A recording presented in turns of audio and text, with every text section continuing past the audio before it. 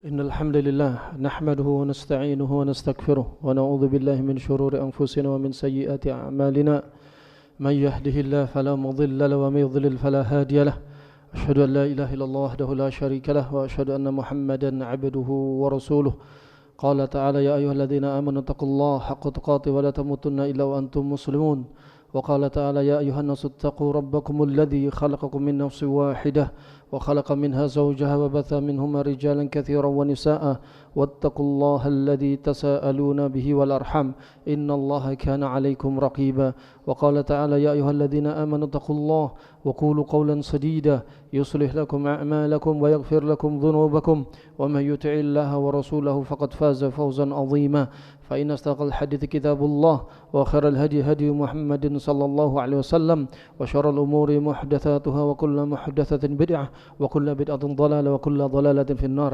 Sidang Jumat rahimani wa rahimakumullah jami'an. Ramadan telah berlalu, Ramadan telah sirna, dan perlu diketahui Tuhan kita bukanlah Ramadan. Allah subhanahu wa ta'ala selalu berada. Walaupun kita belum lahir, kita sudah wafat, Allah tetap ada. Rahimani wa rahimakumullah jami'an. Selama Ramadan mungkin Anda termasuk insan yang ringan untuk mendatangi ketaatannya. Selama bulan Ramadan Anda mungkin termasuk insan yang mungkin gampang mendatangi semua ibadah, gampang untuk menjauhi semua kemaksiatan. Di bulan Ramadan pula Anda merasakan tubuh Anda lebih ringan.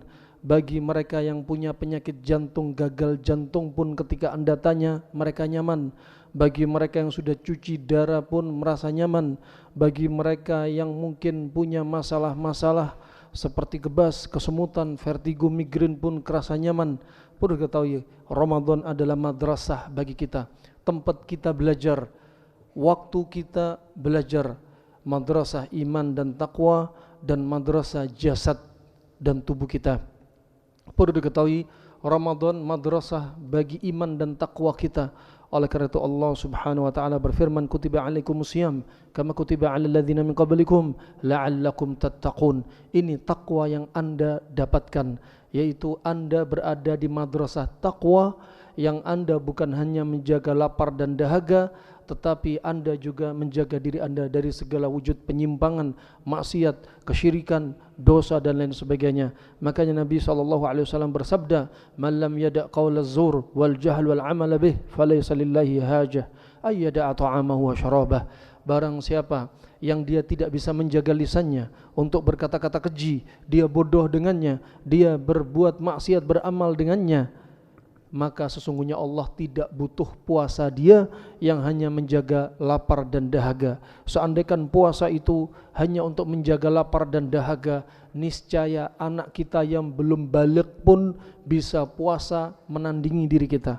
Tapi lebih dari itu rahimani wa rahimakumullah jami'an. Fabarakallahu fikum. Madrasah taqwa akan Anda dapati di bulan Ramadan. Berapa banyak di antara Anda lisan lidah Anda ketika membaca Al-Quran? Berapa banyak di antara Anda mata Anda terasa lebih enteng dan lebih bertahan lama ketika di bulan Ramadan untuk membaca tulisan-tulisan dari lafaz Al-Quran? Dan berapa banyak di antara Anda telinga Anda tidak bosan-bosannya mendengarkan tausiah, nasihat dan Al-Quran? Berapa banyak di antara Anda kaki Anda enteng ringan untuk melangkahkan kaki ke masjid untuk sholat 5 waktu? Berapa banyak di antara Anda yang tadi tangannya gadget, dengan mudahnya tangan menggerakkan gadget untuk melihat apa yang Allah haramkan di bulan Ramadan? Berat sekali tangan Anda untuk membuka gadget, website yang isinya haram-haram. Tangan Anda lebih enteng ringan membuka link-link kajian untuk melihat artikel-artikel yang bermanfaat untuk Anda. Betapa Anda rasakan juga di bulan Ramadan Anda lebih mudah meninggalkan istri Anda sibuk dengan ketaatan kepada Allah subhanahu wa ta'ala. Rahimani wa rahimakumullah, ibadah ini tidaklah putus. Masih ada yang tadinya Anda salat tarawih, maka di bulan Syawal dan seterusnya ini masih ada salat malam. Ketika Anda banyak baca Al-Quran di bulan Ramadan, Imam Syafi'i mengkhatamkan Al-Quran di bulan Ramadan 60 kali khatam, Imam Bukhari 40 kali khatam, Uthman bin Affan salat di pelataran Masjidil Haram sekali salat 1 kali khatam, 30 juz beliau habiskan ketika salat. Salim bin Itr Sulaim bin Itra, seorang tabi'in, dalam bulan Ramadan satu harinya khatam 4 kali. Di bulan Ramadan sekitar 120 kali khatam. Dan Anda berapa kali khatam? Anda 1 kali khatam, 2 kali khatam, 3 kali khatam, bukan bilangan yang Anda butuhkan, tapi arti dan tadabbur makna yang Anda butuhkan. Bukan banyak-banyakan. Mereka para ulama faham bahasa Arab, faham fikih, faham tafsir, faham faedah-faedah yang ada di dalam Al-Quran. Tapi kita bukanlah seperti mereka. Nabi SAW bersabda, Man qara'al Qur'an aqal min thalath, la yafqa man qara'al Qur'an aqal min thalath. Barang siapa yang menghatamkan Al-Quran kurang di 3 hari, maka tidaklah faham. Di sini menunjukkan makruh bagi Anda menghatamkan Al-Quran kurang dari 3 hari. Kenapa demikian?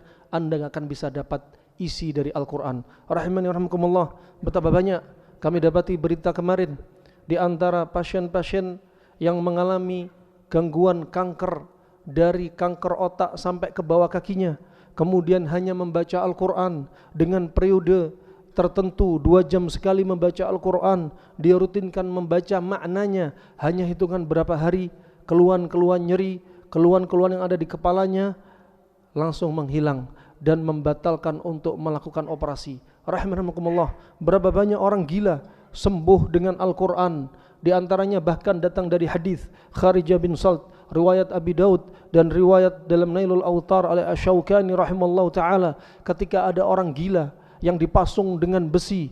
Gila ini adalah gila karena medis, bukan karena sihir, gila murni medis. Kemudian diruqyah oleh pamannya Kharijah bin Salt dengan 3 hari ruqyah, 3 kali, yaitu 1 hari, 2 hari, 3 hari, dan seharinya dilakukan selama 2 kali, dan yang dibaca cuma surat Al-Fatihah.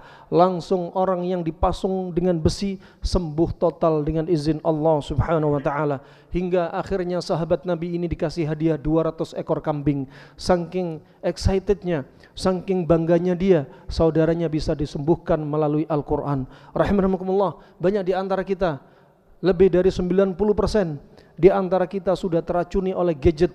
Yang tadinya sibuk baca Al-Quran, sekarang gadget memalingkan diri kita dari Al-Quran. Rahimahumullah. Maka di luar Ramadan banyaklah baca Al-Quran, banyaklah untuk mentadabburi maknanya. Bahkan sebagian ulama salaf berwasiat, mengqara'al Quran walam yafham ma'na faka'annahu rajulun a'ma.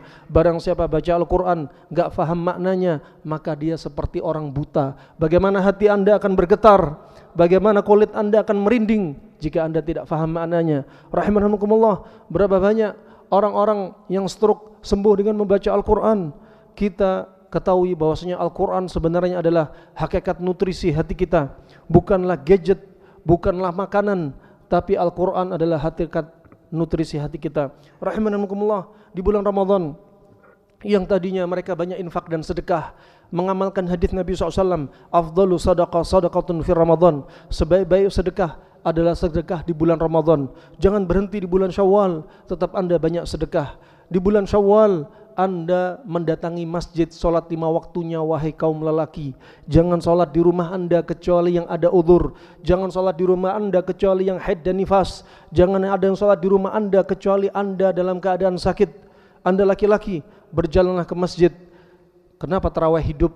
Karena mereka menganggap tarawih hanya seperti rutinitas, dianggap sebagai adat. Kenapa bulan Ramadan hidup? Kenapa solat Id semua bermunculan setahun sekali dilakukan semua ibadah ini? Kenapa di luar itu solat tidak marak? Rahimahumullah jami'an. Fa ini madrasah iman, madrasah taqwa. Berikutnya madrasah jasad, madrasah tubuh kita. Kenapa Anda mudah untuk mendatangi ketaatan Allah? Kenapa Anda mudah untuk meninggalkan semua maksiat di bulan Ramadan? Karena ada kaitan sama madrasah perut Anda, madrasah jasad dan tubuh Anda. Berapa banyak orang yang sakit gara-gara perut? Rahimahumullah jami'an. Ibnu Qayyim mengatakan, barang siapa yang makan, membiasakan diri makan sampai kenyang, makan berlebihan, maka 2 keburukan utama yang dia rasakan, yang mayoritas bahkan dia rasakan. Tubuh dia, organnya bakal gampang didorong untuk mendatangi maksiat. Tubuh dia bakal dibikin berat untuk mendatangi ketaatan Allah. Wa kam minal ma'asi yajlibuha asyab wa fudul ta'am. Kata Ibnu Qayyim, berapa banyak maksiat didatangi gara-gara dia banyak makan dan makan berlebihan. Rahimani wa rahimakumullah. Imam Al-Ghazali rahimahullahu ta'ala juga berwasiat, orang yang banyak makan hatinya bakal keras. Kalau hati Anda keras, Anda bakal berat mendatangi ketaatan Allah. Kalau hati Anda keras, Anda bakal susah menerima nasihat kebaikan dari saudara Anda. Ketika hati Anda keras, maka Anda bakal dibikin mudah untuk mendatangi semua kemaksiatannya. Ini kaitannya makanan antara makanan dan iman. Ini kaitannya antara madrasah jasad dan madrasah taqwa. Rahimanumullah jami'an. Kenapa hati bisa keras?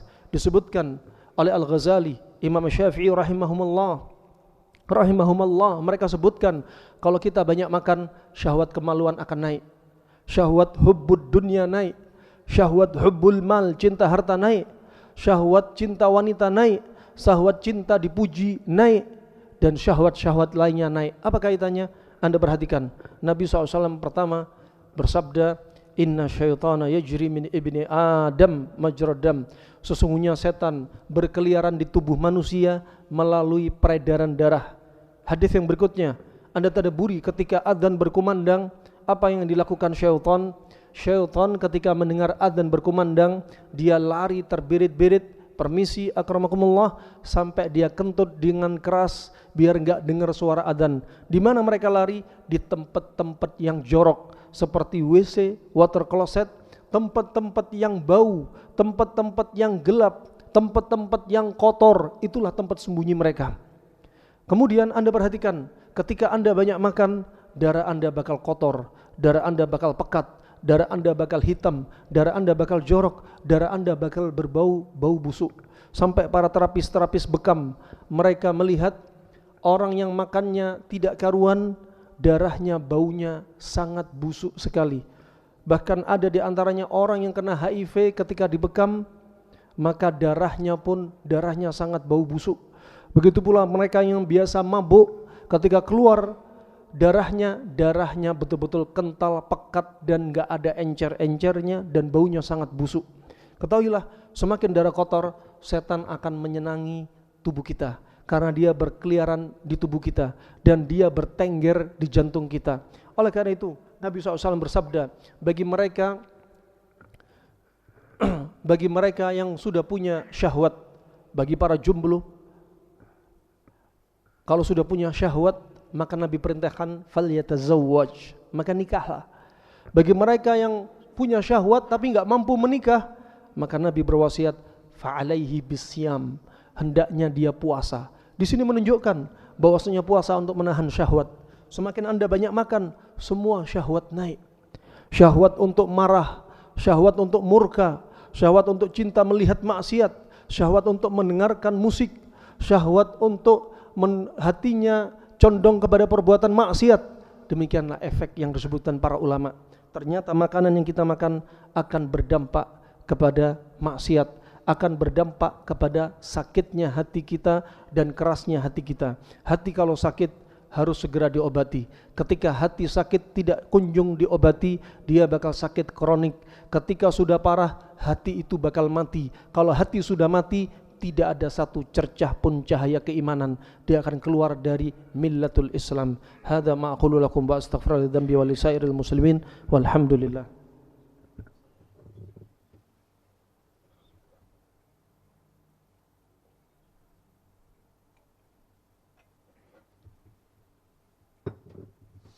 Alhamdulillah ala ihsani wa syukru lahu ala taufiqi wa amtinani wa asyhadu an la ilaha illallah wahdahu la syarika lahu wa asyhadu anna Muhammadan abduhu wa rasuluh ad-da'i ila ridwanih. Ahibati fillah, para hadirin yang saya cintai karena Allah Subhanahu wa taala. Allah tidak menginginkan kita semua celaka. Celaka gara-gara perbuatan maksiat, kesyirikan, juga bahkan Allah tidak ingin Anda celaka gara-gara urusan makanan. Jangan dipikir Allah tidak pernah bicara mengatur Anda urusan makan. Apalagi Nabi dengan hadisnya yang sangat detail. Jangan dipikir tidak pernah mengurus kita tentang urusan makan. Allah sang Khalik yang menciptakan tubuh kita, Allah tahu kebutuhan tubuh kita. Allah sang Khalik yang menciptakan tubuh kita dengan nama Allah Al-Hakim, Allah Maha Bijaknya menjadikan puasa untuk diri kita. Dalam satu pekan ada Senin Kemis untuk membersihkan racun dan dosa pada diri kita. Dalam satu bulan, di tengah bulannya ada puasa Ayyamul Bid 13, 14, 15 Hijriah. Dalam satu tahun ada puasa Ramadan sebulan penuh. Sudah bukan sunnah lagi, hukumnya wajib. Niscaya Ramadan menjadi sunnah, niscaya banyak umat Islam bakal enggak puasa. Allah tahu kenapa Allah wajibkan, karena Allah tahu tubuh kita butuh puasa. Seandainya enggak ada puasa Ramadan, niscaya hati kita bakal seperti hati Fir'aun.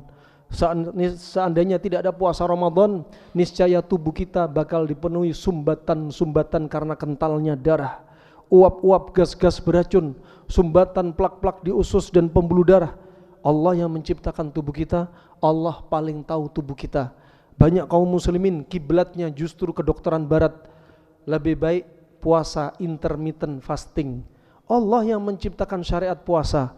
Puasa ala Nabi lebih baik, jauh lebih baik daripada puasa ala manusia. Rahimakumullah jami'an. Dengan nama Allah Asy-Syafi, Allah Maha Penyembuh.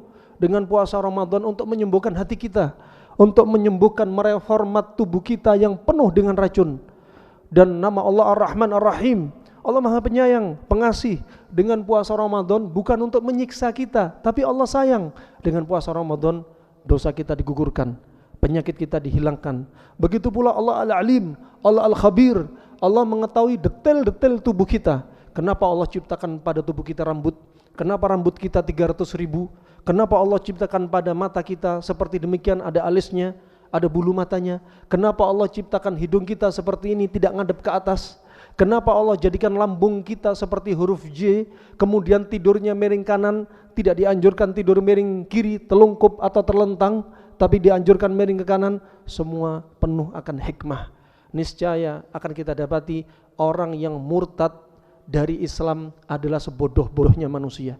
Orang yang masuk Islam dan orang yang Islam imannya semakin kuat, ketahuilah mereka adalah orang-orang yang pintar, tahu apa yang Allah inginkan. Rahimani wa rahimakumullah jami'an, barakallahu fikum.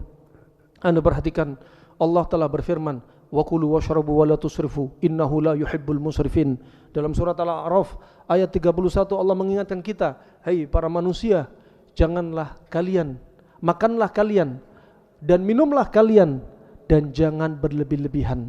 Makanlah kalian dan minumlah kalian dan jangan berlebih-lebihan. Berkata Imam As-Suyuti dan sebagian ulama ahli tafsir, separuh dari ayat ini semua ilmu kedokteran terkonsentrasi pada separuh dari surat Al-A'raf ayat 31. Kenapa? Karena banyak penyakit, diantaranya gara-gara makanan. Allah sebutkan jangan banyak makan, jangan banyak minum. Kemudian disebutkan Allah enggak suka dengan orang yang banyak makan, banyak minum. Kalau Anda kebanyakan makan, kebanyakan minum, akan menyebabkan salah satu pintu Allah tidak suka dengan Anda. Kenapa? Anda menjerumuskan diri pada penyakit. Anda menjerumuskan diri dari beratnya tubuh Anda untuk mendatangi ketaatannya. Anda menjerumuskan diri Anda agar organ ini gampang terjatuh dalam maksiat.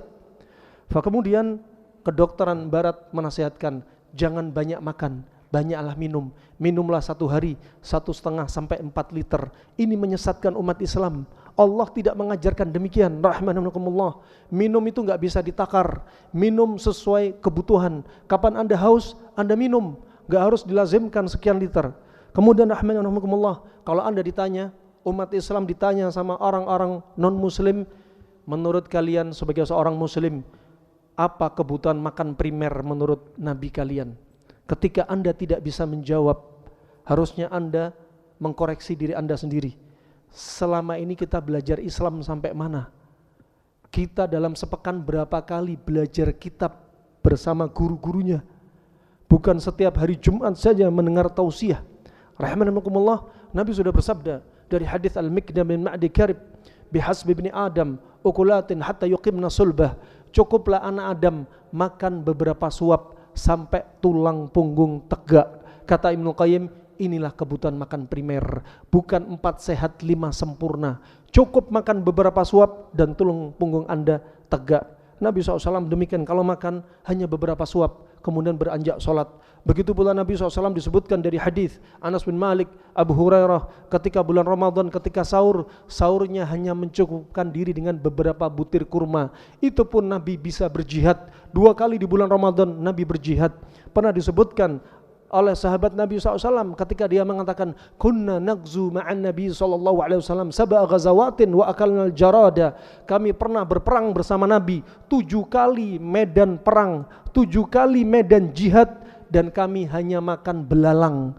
Islam jaya bukan karena Anda banyak makan. Islam jaya bukan Anda ikut fitness. Islam jaya bukan Anda punya senjata. Islam jaya bukan karena Anda ikut bela diri, tapi Islam jaya karena ketakwaan. Rahimakumullah, ini yang paling ditakuti musuh-musuh Allah Subhanahu wa taala. Semakin Anda banyak makan, semakin dekat pada penyakit. Begitu pula yang diajarkan oleh kedokteran barat, disampaikan banyaklah makan bagi Anda yang sakit biar cepat sembuh. Padahal disebutkan oleh Hippocrates, bapak kedokteran Yunani, sekitar 370 tahun sebelum Nabi Isa lahir, dia berwasiat memberikan makanan pada orang sakit sama dengan memberikan nutrisi pada penyakit. Orang sakit bukan dikasih banyak makan, orang sakit justru mengurangi makanan. Jangankan Anda, kucing, anjing, ular, bebek, burung merpati, ayam, semua ketika sakit mereka nggak akan mau makan. Tadaburi, makhluk Allah pun ketika sakit nggak mau makan. Disebutkan dalam salah satu hadis yang disahkan oleh Syekh Albani rahimallahu taala. Adapun Imam Bukhari, Imam Nawawi, Syekh Muqbil melemahkan hadis ini. Kalau hadis ini sahih, maka itu mukjizat dari Allah untuk Nabi. Kalau hadis ini lemah tapi maknanya ternyata memang mencocoki kebenaran, cuma tidak bisa nisbat kepada Nabi. Wasiat yang ada dalam hadis ini, la tukrihu mardakum bi ta'am wa syarab fa innallaha tabaraka wa ta'ala yutimuhum wa yusqihim. Jangan paksa orang sakit untuk makan dan minum, karena Allah lah yang memberi makan dan minum. Ketika sakit jangan dipaksa makan. Ketika sakit bukan berarti dia lazimkan puasa, bukan. Makan boleh makan, tapi makanan itu jadikan obat. Ini rahmatullahi jamaah yang perlu ditadaburi. Begitu pula Nabi SAW bersabda, inna aktsaran nasi syab'an fid dunya atwaluhum ju'an yaumal qiyamah.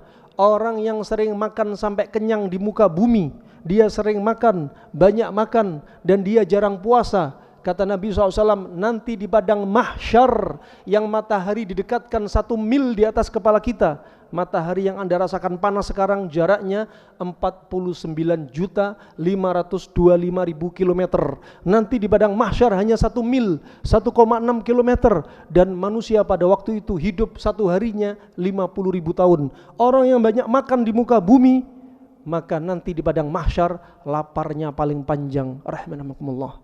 Maka istiqomahkan ibadah Anda, semua ibadah Anda. Hidup kita yang hanya sebentar. Nabi usia 63 tahun, Abu Bakar meninggal usia 63 tahun, Umar meninggal usia 63 tahun, Ali bin Abi Thalib meninggal usia 63 tahun, tapi di alam barzakh mendapat kenikmatan lebih dari 1400 tahun. Kita enggak tahu nasib kita, rahmanakumullah. Maka banyak-banyaklah datangi ketaatan Allah. Ramadan selesai bukan berarti rajin ibadah selesai. Wa'bud rabbaka hatta ya'tiyakal yaqin. Sembahlah, ibadahlah Rabb Anda sampai ajal mendatangi Anda. Semoga Allah terima Ramadan kita. Semoga Allah terima semua amalan salat kita, bacaan Al-Quran kita, qiyamul lail kita. Semoga Allah jadikan kita ahlul Quran. Semoga Allah jadikan kita orang yang sabar. Semoga Allah jadikan kita orang yang selalu taat kepada Allah, menjauhi semua larangannya, mendatangi semua perintahnya. Semoga Allah istiqomahkan kita di atas al-haq. Semoga Allah jauhkan kita dari segala keburukan, dan semoga Allah wafatkan kita dalam keadaan husnul khatimah. Hadza ma aqulu lakum wa astaghfiru dzambi wa la wa li sairil muslimin wa sallallahu alaihi wa ala alihi wa ashabihi ajmain. Fa aqimus salat.